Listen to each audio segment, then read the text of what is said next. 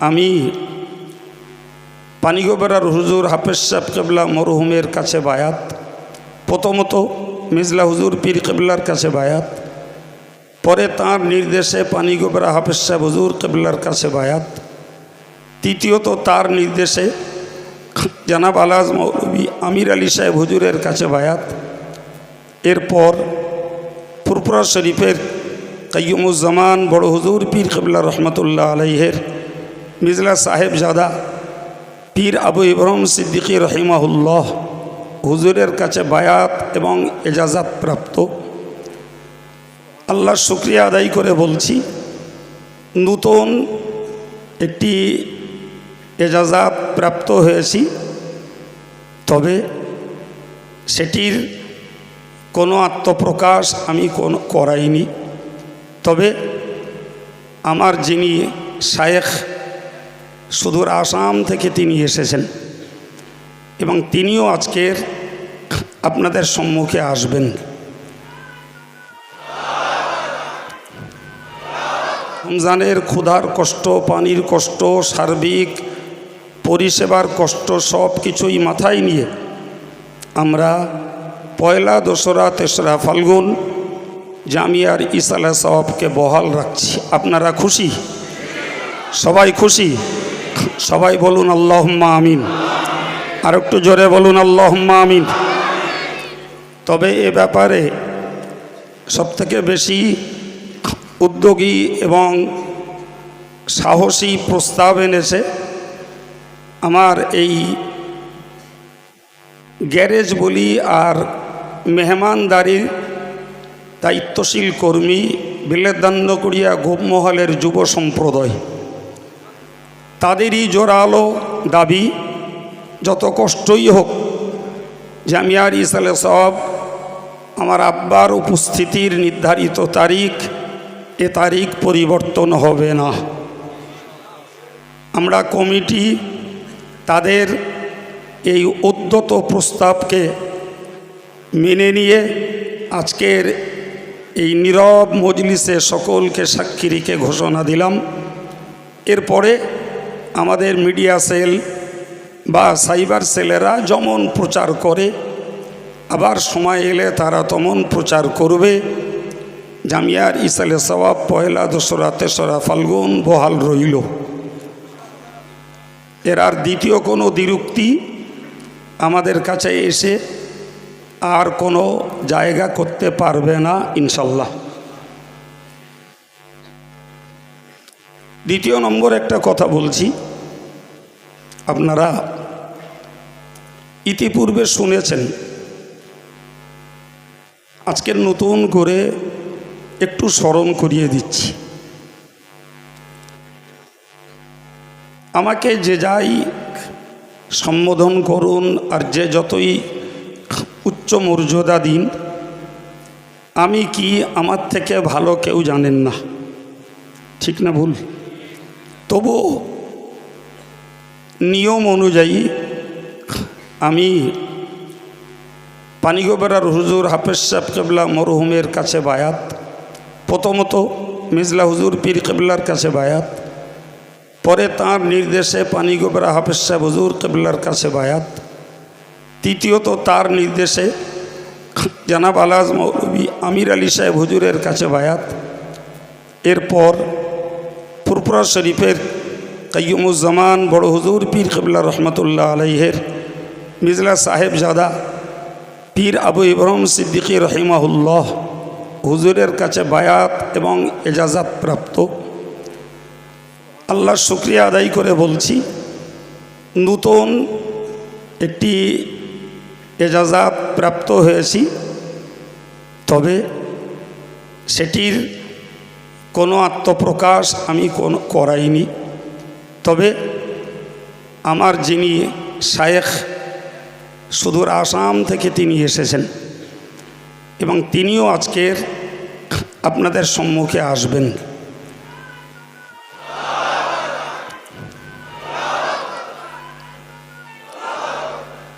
তো সভা সঞ্চালক মেজ ভাই স্নেহপতি মৌলানা আলহাজ আব্দুল মাতিন সাহেবের সঙ্গে কথা হয়ে আছে এবং হুজুর কেবলা খুবই দুর্বল মানুষ, তিনি অসুস্থতার সঙ্গেও এসেছেন, বিশ্রামে আছেন।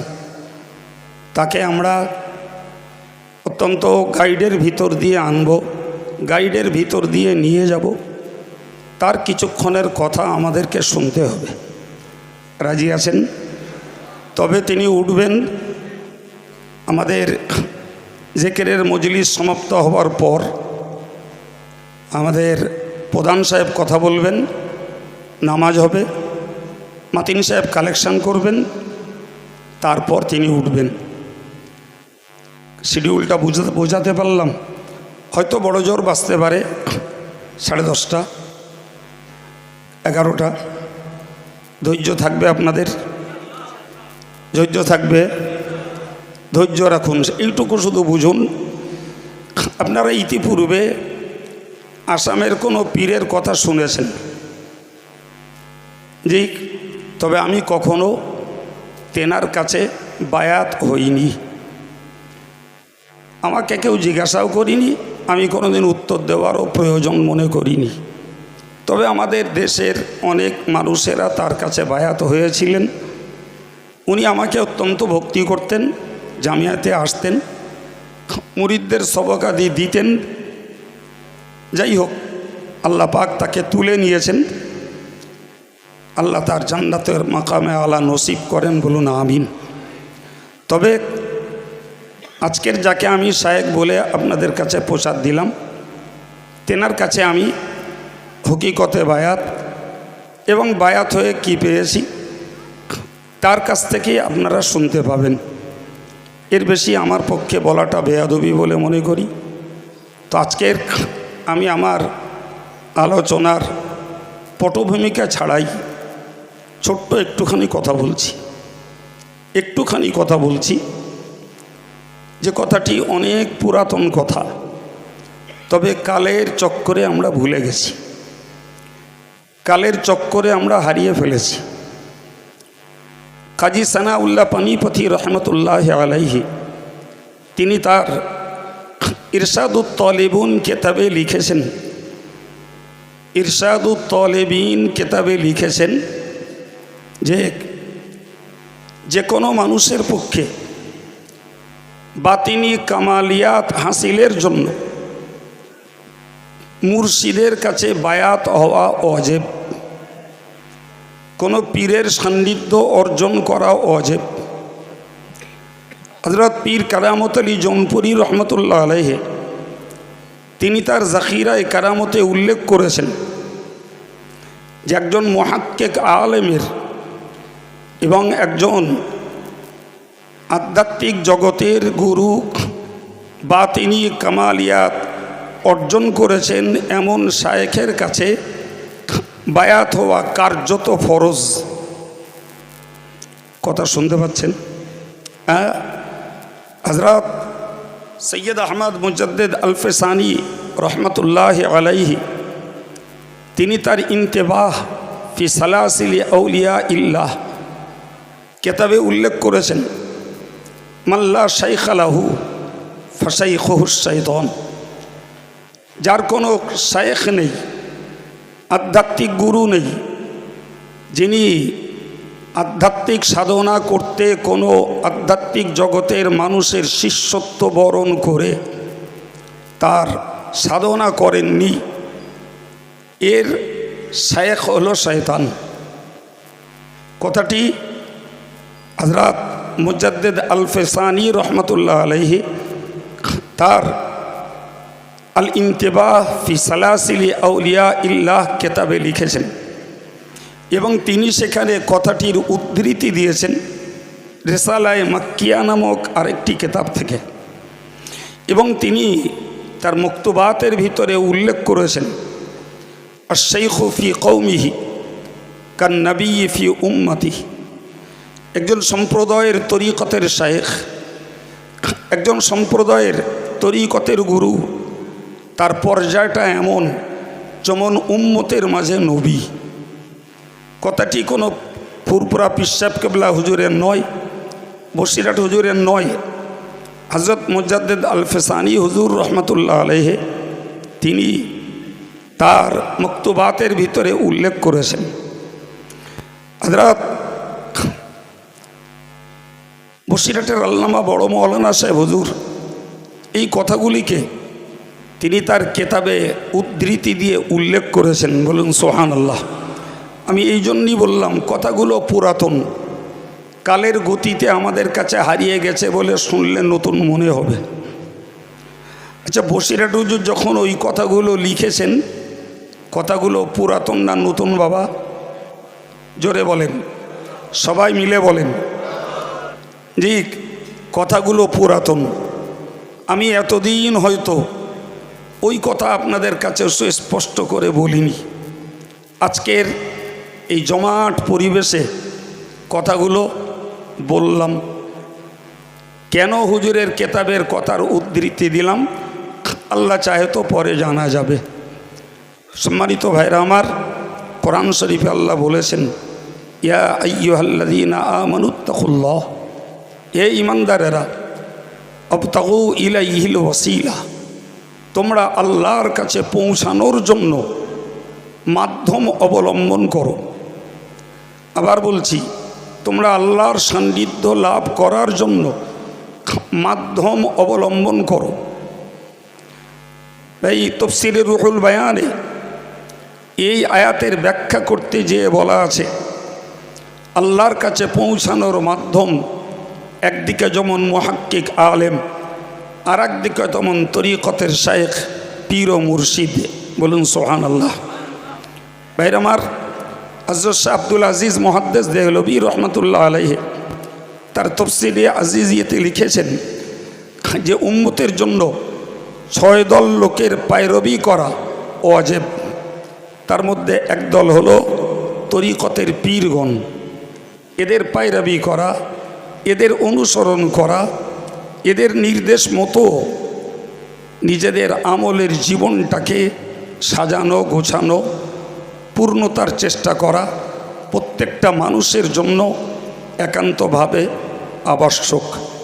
আমি আজকের আমার জিকিরের মজলিসের সূচনা লগ্নে এই গুটি কতক বসিরহাট হুজুরের কেতাবের উল্লিখিত তথ্য আপনাদের কাছে কেবলমাত্র স্মরণ করালাম। যারা সেই কেতাব পড়েন তারা স্বাভাবিকভাবে জানেন, যারা পড়েন না তারা জানেন না, আবার যারা পড়ে ভুলে গেছেন তারাও জানেন না। আমি এই জন্য বললাম, কেতাবটিতে যখন বসিরহাট আল্লামা হুজুর এই কথাগুলোকে উল্লেখ করেছেন, তাহলে নিশ্চিত কথাগুলো আব্দুল কাইয়ুম আজকের নতুন আপনাদের কাছে উপস্থাপন করছে না। কথাগুলোর রেকর্ড কেতাবে আছে, আমি এইটুকুই করেছি, কেতাবের কথাগুলো এই জমজমাট মজলিসে প্রকাশ করেছি। এই কথাগুলো প্রকাশের ভিত্তিতে আমি আপনাদের কাছে এতটুকুই দাবি করব, আমরা পীরতন্ত্রে বিশ্বাসী, পীর অলিদের প্রতি আমাদের নিবেদিত আত্মা, পীর অলিদের প্রতি আমরা গদগদ চিত্ত, তাদের ব্যাপারে আমরা যথেষ্ট উদার। কিন্তু আমার একটি বিষয়ের আবেদন সবার কাছে, আমরা সাধারণভাবে মাশাআল্লাহ জিকিরের প্রতি যথেষ্ট অনুপ্রাণিত, জিকিরের প্রতি যথেষ্ট আগ্রহী। আমরা মানসিকভাবে তৈরি হই যে আমরা কোনো হাক্কানি পীর অলির কাছে আমরা নিসবত লাগিয়ে কোথায় পৌঁছাবো সেটা পরের কথা, অন্তত আধ্যাত্মিকতার ওই পথটাতে একটু চলতে চেষ্টা করি। কথা বোঝাতে পেরেছি কি? আমি আধ্যাত্মিকতার পথে আমরা একটু চলতে চেষ্টা করি। ভাই, আমার এই আগের কথাগুলো শুনবার পরে এতটুকু নিয়ত করার আমাদের প্রয়োজন আছে না নেই? জি, বাকিটুকু পরে ভাবনা চিন্তা করে, জি যেখানেই হোক আপনি আপনার আধ্যাত্মিকতার উন্নতির জন্য কোনো আধ্যাত্মিক জগতের মানুষের সঙ্গে নিসবত লাগান।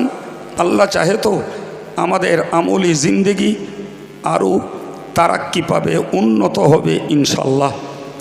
এই ছোট্ট আলোচনা 2026-এর জামিয়া রহমানিয়ার ঐতিহাসিক ইসালে সাহেবের শেষ দিনে আজকের আমার এতটুকু বার্তা। আল্লাহ যা আমার দ্বারাই বলিয়েছেন তার উপরে আল্লাহ আমাকে কায়েম রাখুন। সবাই দিল খুলে আমার জন্য দোয়া করুক। আল্লাহ আমার নিজস্ব আলোচনার উপরে নিজেকে কায়েম থাকার তৌফিক দেন, বলুন আমিন। আমি অযোগ্যতার সঙ্গে আজকে জামিয়ার ভক্ত অনুরক্ত প্রিয় মুহিব্বিন ভালোবাসার ভাই মুরব্বীরা, সমবয়স্ক ভাইয়েরা, প্রিয় যুবকেরা, কিশোর ছেলেরা, পর্দানুসীনা মায়েরা, সকলের কাছে আমার একান্ত আবেদন রইল, যেখানে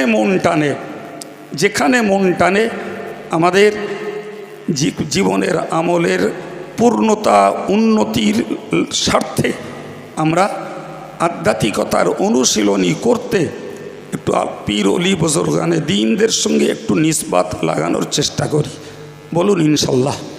সকলেই বিসমিল্লাহ সহ সূরা ফাতিহা শরীফ, ইখলাস শরীফ, দরুদ শরীফ একটু পড়ুন।